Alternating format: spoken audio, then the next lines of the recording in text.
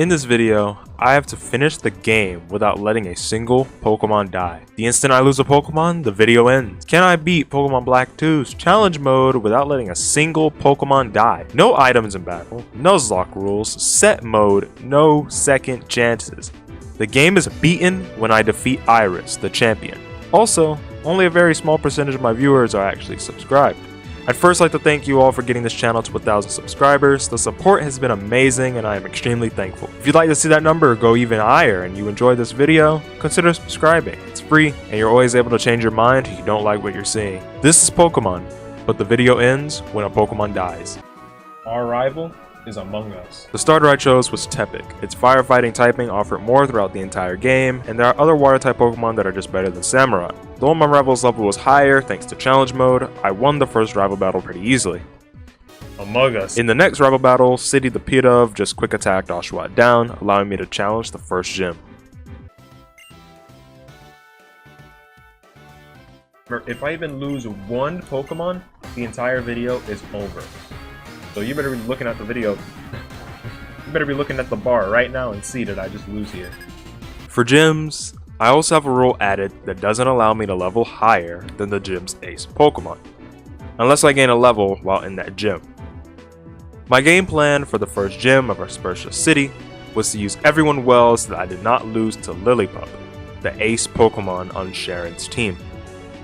I opted for Growls with Pidove and Charms with Azurill to lower Lillipup's attacks, with Oran Berries equipped on every Pokemon so I could use status moves safely.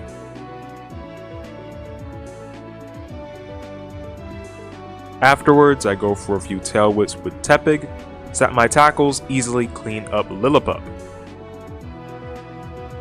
The reason Tail Whip into Tackle was more efficient than just Ember Spam was that, simply put, I'm putting on more damage faster than waiting to get in the Blaze range and risking a critical hit.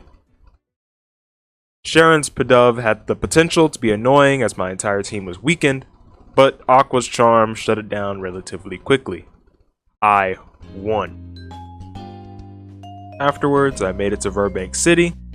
I got a Magby and Verbank complex, and then trained my Pokemon to Roxy's levels with Aldinos. Took on the gym, and this gym was ridiculously intense. Aware of the fact that this gym carries moves that can and will poison me, I put Pecha Berries on my Pokemon. The limitation of no items in battle makes these Pecha Berries basically vital, as winning without a poison Pokemon dying is essentially impossible. Her coughing was a walk in the park, and Grimer only barely gave me trouble. Unbeknownst to me, Roxy's Whirlipede was one of the most dangerous Pokemon in the entire game.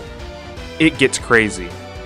After spending minutes importing my Pido's moves and stats into a damage calculator, I determined that Air Cutter was only barely stronger than my return at the time. Air Cutter, of course, is a higher likelihood of landing a critical hit, so I just favored that.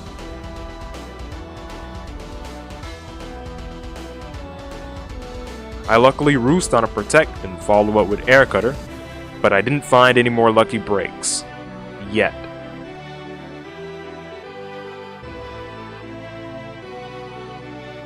Citrus Berry activates, and I have no available Pokemon to safely switch in versus Venoshock. I came unprepared with an underleveled Magby, overestimating my team and not seeing myself in this position. I roost on another Venoshock, narrowly avoiding a KO.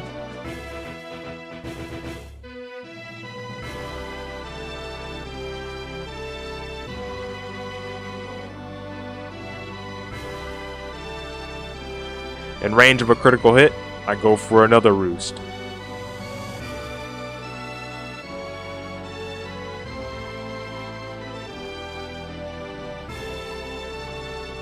After Roxy used Venoshock so many times, I was finally in range of a rollout. I switched to Aqua to tank the rollout, but Roxy continued the onslaught of Venoshocks.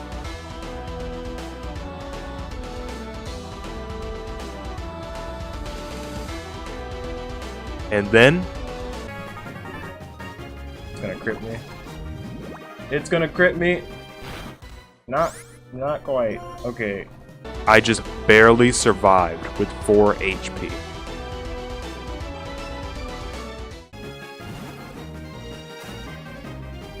Went for Poison Sting. Don't poison me. Oh, you have to be kidding me. My only option at this stage was going into Pit of, avoiding the 90% accurate rollout, and then surviving the Venoshock, which had a 44% chance to kill me. I only had a 5.6% chance of continuing my run. And what happened was...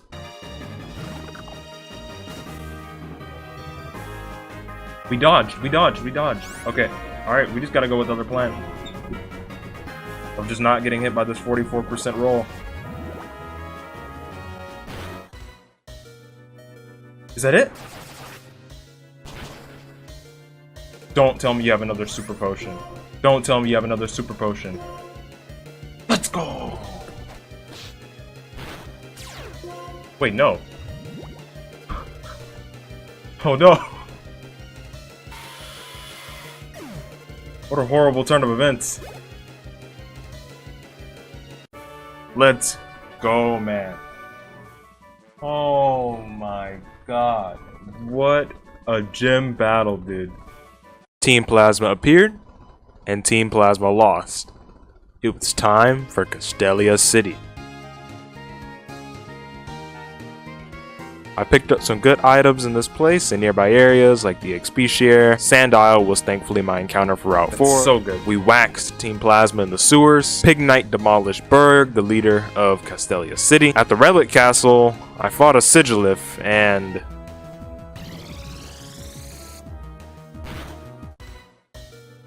I somehow made it out alive. Sandal became a Krokorok, and the Sandshrew I found at the Desert Resort evolved into Sandslash. The next gyms were honestly a piece of cake. These 3 gyms alone filled me with so much confidence that I no longer even felt like this challenge would be a challenge. Sandslash stomped Elisa's team with slight help from Krokorok. Clay, a gym leader I thought was going to be somewhat challenging, was only challenging in the fact that I had to play around critical hits from Excadrill. Thanks to Roserade and Lilligant, the rest of his team of Krokorok, Sandslash, and Onyx was ridiculously easy to take out. I pivoted between Krokorok and Swanna to put myself into a position where Sandslash would take as little damage from Excadrill as possible, minimizing odds of losing to hacks. No amount of attack raises, critical hits, or low magnitude rolls would save Clay from Amy the Sandslash. Creative name, I know. Ultimately, I took Excadrill down using 2 magnitudes, and my eyes were set on the Stralton Gym. My objective was to use the Pharaoh Seed that I found in Chargestone Cave. Fortunately, Skyla's level cap allowed me to evolve my Ferrothorn right in time for the gym. I literally only used Ferrothorn. I set up Ferrothorn immediately with curses versus Swoobat, knowing Swoobat has very little it can do versus a Ferrothorn. After a few curses, I finished Swoobat with a Gyro Ball and set up maximum curses versus Skarmory, who can do even less to Ferrothorn. To recover max HP from leftovers and Ingrain, I continue to set up curses knowing they'll fail. This was to maximize my odds of winning versus Swanna and Sigilif, assuming any hacks came up.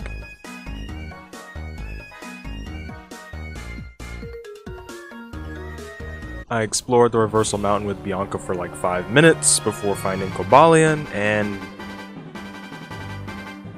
killing it. Then I found Virizion and I killed it.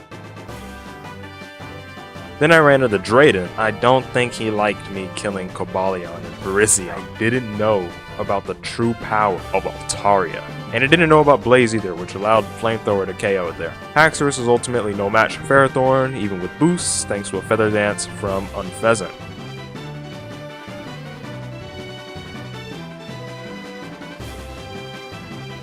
After tirelessly using Iron Head to take down Haxorus, I uttered these words. All that's left is to destroy the final gym with Ferrothorn again. Team Plasma froze the city, so we had to do something about that, because we're the protagonist. Zinzolin was absolutely nothing compared to Ferrothorn just using Iron Head. Are you seeing the trend here? The Shadow Triad got owned too. I went through the Marine Tube to make it to Humalau's city, the location for the final gym of the game. After I found Marlin, I destroy him with Ferrothorn and I make it to Route 22, where I find Terrakion. Wait, what do you mean wrong script? This guy has Basculin, which does a good bit of damage, but not enough for Azumarill. I take out the second with Scrafty, and then I brick break the Azumarill and KO it from full. Next is Route 22, where I find another wrong script. All that's left is to destroy the final gym with Ferrothorn again.